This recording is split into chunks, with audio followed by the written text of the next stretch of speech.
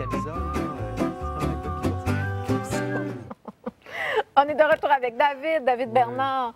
Et pour nous parler sur notre sujet, respirer le bonheur, tu as trouvé un lien finalement, quelque chose que tu avais à nous apprendre? Non seulement j'ai trouvé un lien, mais j'ai quelque chose que j'ai tellement envie de partager avec vous aujourd'hui. Vous allez à la maison triper, qui est directement relié à respirer le bonheur. Quand tu penses à respirer le bonheur, moi, je pense au bonheur, c'est un état d'être. Es-tu d'accord avec ça que le bonheur, c'est un état avec lequel tu connectes, avec lequel tu t'enlignes?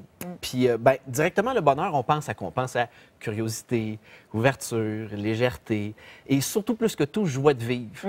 Puis, le meilleur exemple de la joie de vivre, selon moi, c'est les enfants. Tu sais, tu regardes des enfants, là, à moins qu'ils vivent un traumatisme ou qu'il y a quelque chose de gros dans leur vie, ils ont une prédisposition naturelle à connecter avec cette énergie-là qui est celle du bonheur.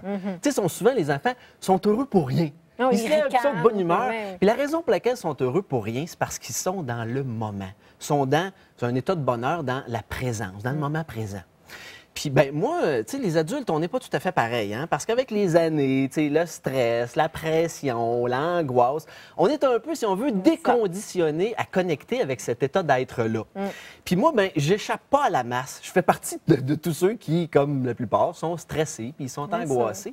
Puis dernièrement, dans un élan de connecter davantage avec le bonheur dans mon quotidien, je me suis mis à la recherche d'un coach. Parce que moi-même, je suis coach, mais tu sais, même le meilleur des chirurgiens, il ne peut pas s'opérer lui-même. C'est vrai. Alors, je me suis dit, je vais essayer de trouver un coach qui est sa coche pour essayer de m'aider à connecter davantage avec cet état d'être-là. Et à travers mes recherches, j'ai fait la connaissance d'un homme absolument fabuleux. Pour te mettre en contexte rapidement, ce grand coach-là a passé les 15 dernières années de sa vie à se promener à travers le monde pour étudier les plus grands spécialistes en termes d'évolution humaine, de psychologie de la performance et de connexion vers un état qu'on appelle optimal ou encore celui de l'illumination. Il a étudié les plus grands. Justement. Le gars, il s'appelle Alexandre Nadeau. Et entre autres, il a écrit un livre. Oui, il est québécois. Et le gars, il a écrit un livre qui s'appelle L'essence du bonheur. Et quand j'ai travaillé avec lui, ça a pris 2 rencontres et je me suis retrouvé être dans un état d'être que j'avais rarement expérimenté, où j'étais vraiment complètement calme, focusé, dans un état d'être, de bonheur que je n'avais jamais expérimenté avant. Puis aujourd'hui, parce que Alexandre m'a donné la permission, je vais vous partager un petit truc. Un truc qui vous permet d'être dans un état qu'on appelle d'hyper-présence, donc complètement connecté et focusé.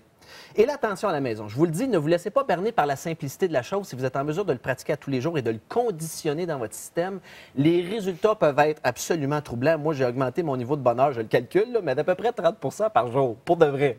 C'est fou. Alors, une chose toute simple. Vous commencez en étapes. Je vais vous donner une recette. Tu commences par fixer un point au loin à l'horizon. Tu fixes ce point-là. Et là, tu te mets dans un état de calme et de silence. C'est sûr que s'il y a du mouvement autour, c'est un petit peu plus difficile. Il faut que ce soit calme et silencieux. Et là, en fixant le point au loin, ce que tu fais, c'est que tu vas travailler à ouvrir ta vision vers le haut et vers le bas. Ça va te prendre grosso modo 2 à 3 minutes. Loin, là, bien loin, loin. Pas nécessairement loin, ça peut être proche, ça peut être dans la maison. Toi, là, mettons, je fixerais ton œil. C'est un petit peu trop proche. Et ce que tu essaies de faire, c'est d'ouvrir ta vision vers le haut et vers le bas. Une fois que c'est fait, tu vas travailler sur la périphérie, soit la gauche et la droite, pour ouvrir ta vision périphérique.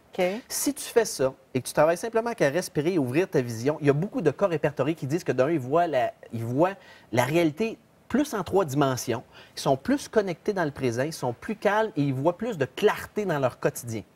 Une fois que tu réussis à faire ça, t'imagines, je vais y aller rapidement, que ton futur est un petit peu en avant de toi, qui est un point à l'horizon, et que ton passé est, lui, à l'autre extrémité. Et ce que tu vas faire, c'est que tu vas les ramener progressivement vers toi jusqu'à ce qu'ils arrivent à quelques centimètres de toi. Et là, quand tu es prêt, tu prends de bonne inspiration et tu les intègres à l'intérieur de toi pour qu'ils fusionnent avec le point central qui est le moment présent. Parce que, tu sais, les êtres humains, souvent, on va être tiré vers le passé ou propulsé vers le futur.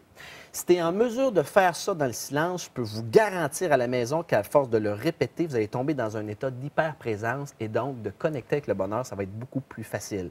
Rappelez-vous d'une chose, Lao Tzu, le fondateur du taoïsme, disait « Celui qui s'ouvre au silence trouvera son destin ».